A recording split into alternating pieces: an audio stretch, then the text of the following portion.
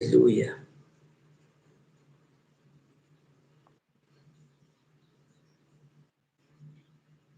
ሃሌሉያ።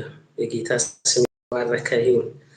ዛቻው ከንቱ ሆነ በሚል ሀሳብ ዛሬ እግዚአብሔር ያስተማረኝን ቃል አካፍላችኋለሁ። ብዙዎች በብዙ ዛቻ ውስጥ ልትሆኑ ትችላላችሁ። ብዙ የሚዝት ነገር በዚህ ምድር ላይ አለ።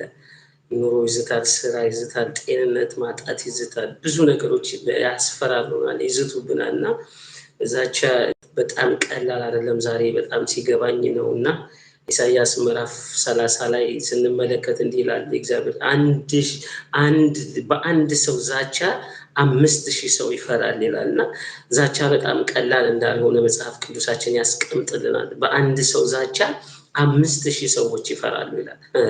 በጣም የሚገርም ነው። ሌላው ደግሞ ሐዋርያት ሥራ ምዕራፍ 4 ላይ ቁጥር 29 ጀምሮ እንዲህ ይላል፣ አባት ወይ እግዚአብሔር ወይ ወደ ዛቻቸው ተመልከት ብለው ጸለዩ ሐዋርያቶች። ምክንያቱ ከተባለ ዛቻ በጣም አስፈሪና ሰዱቃውያን ፈሪሳውያንና እነዚህ ነገስታቶች ሲዝቱባቸው የጸለዩት ጸሎት ነው። ሐዋርያቶች ወደ ዛቻቸው ተመልከት፣ የእግዚአብሔርን ስራ እንዳንሰራ እንቅፋት ሆነውብናል፣ ስለዚህ ወደ ዛቻቸው መንበቅ ተመልከት ብለው ሲጸልዩ ያላችሁ እና ብዙ የሚዝቱ ሰዎች ይኖራሉ በአካባቢያችሁ።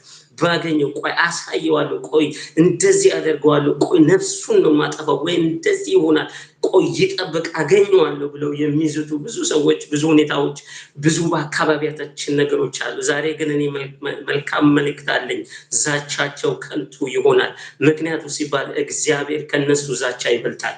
እግዚአብሔር ከሚዝቱት የሚበልጥ አምላክ እንደሆነ ያሳይ ዘንድ እናንተ ላይ የሚዝቱ የትኛውም የዛቻ ስፒሪት፣ የትኛውም የማስፈራራት ስፒሪት፣ የትኛውም በመኝታችሁ ቢሆን በጨለማ ቢሆን በአካል ዋንቷን ሆኖ የሚዝቱባችሁ ድምፅ ሁሉ በእግዚአብሔር ልጅ በናዝሬቱ ጌታ በኢየሱስ ስም በመታመናችሁ ዛቻቸው ከንቱ ይሆናል። ሃሌሉያ። ይህንን ሀሳብ እያሰብኩ ነበር። ዛቻ ቀላል ነገር አይደለም። እንደነገርኳችሁ በአንድ ሰው ዛቻ 5000 ሰው ይፈራል ይላል ኢሳያስ ምዕራፍ 30 ላይ ሄዳችሁ ስትመለከቱ ማለት ነው። ሐዋርያቶቹም ወደ ዛቻቸው ተመልከት ብለው ሲጸልዩ እንመለከታለን። ግን በጣም የሚገርማችሁን አንድ እግዚአብሔር ቃል ክፍል ላሳያችሁ። በአንደኛ ነገሥት ቀዳማዊ ምዕራፍ 19 ከቁጥር 1-2 ጀምሮ ላይ የአንድ ሰው ሀሳብ ታሪክ እናነባለን። 16፣ 17፣ 18 እስከ 19 ስለ አንድ ሰው ነው የሚያወራን። ስለ ተስቢያው ኤልያስ ነው የሚያወራን። ኤልያስ እንዴት አይነት ሰው እንደነበረ መጽሐፍ ቅዱሳችን ይነግረናል። እና ኤልያስ 450 ነቢያቶችን በአንድ ጊዜ ከገደለ በኋላ እነዚህን ሰዎች በመግደሉ ኤልዛቤል ስትዝትበት ትመለከታላችሁ። ምን አለችው? ይሄንን ክፍል ነው ማነብላችሁ። ምን አለችው? እንዲህ አለችው። ኤልዛቤልም ነገ፣ ሃሌሉያ፣ የሚገርም ነው። ነገ በዚህ ሰዓት ቀጥራ ጊዜውን ፔሪድ ሰዓት ቀጥራ እንዲያለችው ነገ በዚህ ጊዜ ላይ እንዲያለችው ነፍስን ከእነዚህ እንደ አንዲቱ ነፍስ ባላደርጋት። እንደየትኛው እንደ አንዲቱ ነፍስ ባላደርጋት? ምን የትኛዋ ናት ይቺ ነፍስ ስትሉ እሱ 450 ነቢያቶችን አስገድሎ፣ ስለዚህ ከ450 ነቢያቱ እንዳንዱ እንደማደርገ ታያለ ነገ ብሎ ሲናገራችሁ በታይም ፍሬም ውስጥ ስለታሰረ ነገ በጣም ጭንቀት ነው። ነገ እስኪነጋ ድረስ የዛሬ ዓመት ቢሆን ወይም ደግሞ እንዲህ አደርጋለሁ ቢባል ችግር የለውም። ሜቢ ነገ ሊሆን ይችላል፣ ላይሆንም ይችላል። ግን ነገ በዚህ ሰዓት እንዲህ ብሎ ዛቻ እንዴት እንደሚያስፈራራ አስቡት። በዚህ ጊዜ ነፍስህን ከእነዚህ እንደ አንዲቱ ነፍስ ባላደርጋት አማልክት ይህን ያደርጉብኝ፣ ይህንንም ይጨምሩብኝ አለችው። በአማልክቶቿ በምታመልከው አምላክ ማለች ነገ እንዲህ ያደርጉብኝ በእኔ ላይ። ይሄ 3 ዓመታት ሰማያትን ዝናብ እንዳይዘንብ የዘጋ ተስፋው ይላል። እንዲህ 50ዎቹንም 60ዎቹንም እሳት ከሰማይ ወርዶ ይብላ ያለ ኤልያስ ፈራ ይላል። ዛቻ ቀላል ነገር አይደለም። ዛቻ ቀላል ነገር አይደለም። እኛ ዛሬ እንዴት ፈራ ምናምን ብለን በኤልያስ ላይ ልንፈርድ እንችላለን። ምንም የምንፈርድ ስጋና ደም የለበሰ ሰው ነው። እንደኛ ሰው ነበር ተብሎ ተጽፎልናል። እንደውም ከሰው ያለፈ ነገር ስላለው ነው እንደኛ ሰው ነበር የተባለው 3 ዓመታቶችን ሰማይን ስለዘጋ ማለት ነው። እና ይሄ ኤልያስ ፈራ ይላል። ኤልያስን ፈርቶ ተነሳ፣ ነፍሱንም ሊያድን ሄደ። ዛሬ በምን ጉዳይ ነው እየፈራችሁ ያላችሁት? ምንድነው የሚዝትባችሁ? ዮርዳኖስ ይጮህባቸው ነበር። ዮርዳኖስን መሻገር ለነሱ ትልቅ ቻሌንጅ ነበር። ይጮሃል፣ ዮርዳኖሱ ያጓራ ነበር። ነገር ግን እግዚአብሔር ከእናንተ ጋር ከሆነ የትኛውንም ዛቻ ታልፉታላችሁ። የትኛውም ዛቻ ቀላል ነው።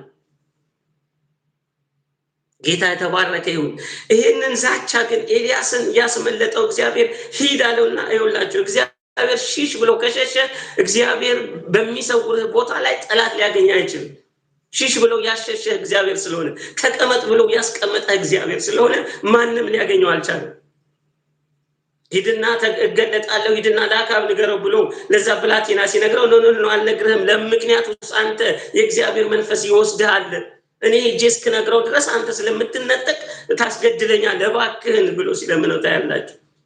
ምክንያቱም እግዚአብሔር ተሸሸግ ያለ ቦታ ላይ ከተቀመጠ፣ እግዚአብሔር ተቀመጥ ያለ ቦታ ላይ ከተቀመጠ፣ እግዚአብሔር ሂድ ሲልክ ሄድክ፣ እግዚአብሔር ና ካለ ከመጣ ወንድም የመነኝ የትኛውም ዛቻ አያገኝም፣ የትኛውም ክፋት አያገኝም፣ የትኛውም ነገር አያገኝም። ለምን? ቢኮዝ እንደ እግዚአብሔር ቃል እየወጣ እየገባ ስለሆነ። ኤልያስ አልተገኘም፣ ቁራ ያበላው ነበር። ውሃ ከወንዝ ወርዶ የሚጠጣበት ቦታ ላይ ነበር እግዚአብሔር ተሸሸግ ያለው።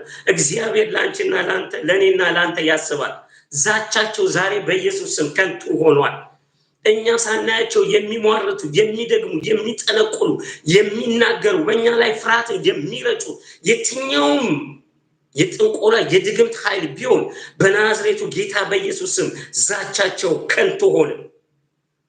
ታሪኩን እንደምታውቁት የዚች ዛቻ ኤልያስን አላገኘው፣ ደግሞ ተገለጠ ይላል። ዛሬ መገለጣለሁ አለ። የመሸሸጊያ ጊዜ ካለ የመገለጥ ጊዜ አለ። ሃሌሉያ! ወንድሜ ጠብቅ፣ እግዚአብሔር ይገልጣል፣ እግዚአብሔር ይገልጥሻል። ዛቻ እንደፈራህ አትንከራተትም። እየተንከራተትክ አትከርምም። እግዚአብሔር የመገለጥም ጊዜ አለው። ሃሌሉያ!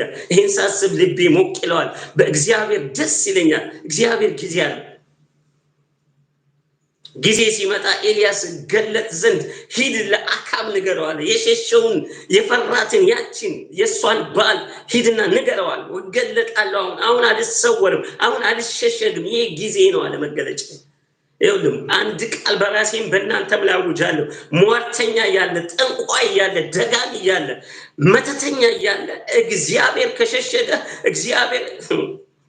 እግዚአብሔር አንድ ሁኔታ ላይ እንዲያለኝ ተሸሸግ፣ ግባ፣ ወደ ጓዳ ወደ ውስጥ ግባ አለኝ። ሃሌሉያ! እና ጊዜ ሲመጣ ደግሞ እንደሚገልጠኝ አምነዋለሁ። እና እግዚአብሔር ያለህን ካደረክ እግዚአብሔር ከአንተ ጋር ይሆናል፣ ከአንቺ ጋር ይቆማል። መገለጥ እንደሚመጣ አምነዋለሁ። የዛ ጊዜ መፍራት የሚባል ነገር የለም። የዛ ጊዜ በአደባባይ ወደ አስፈራሩ ሰዎች ትሄዳለህ። ለምን ሲባል እግዚአብሔር ከፊትና ከጀርባ ስለሚሆን። ሃሌሉያ!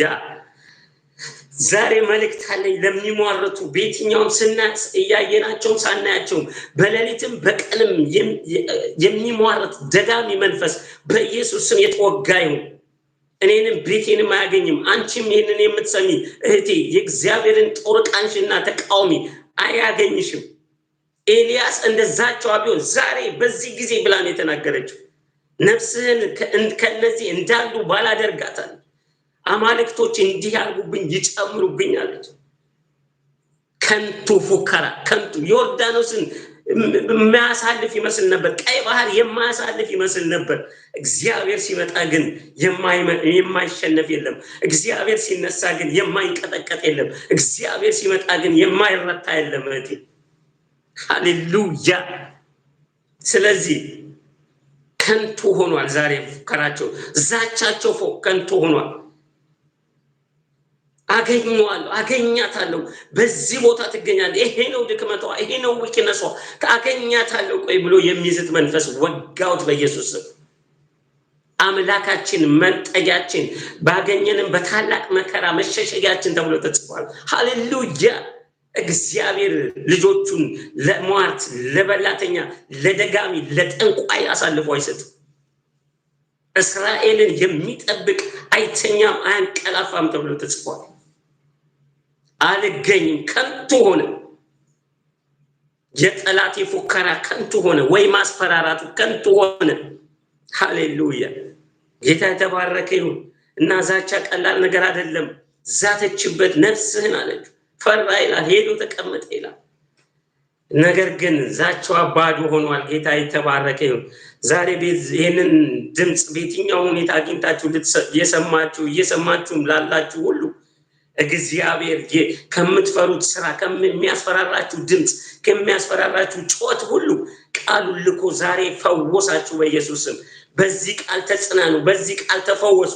ይሄ ቃል ቤታችሁን ያንኳኳ፣ ይሄ ቃል በእናንተ ስጋ ይልበስ። የጌታ ሰላምና ጸጋ በያላችሁበት ቦታ ሁሉ ይሁን። ሻሎም። ተባረኩልኝ።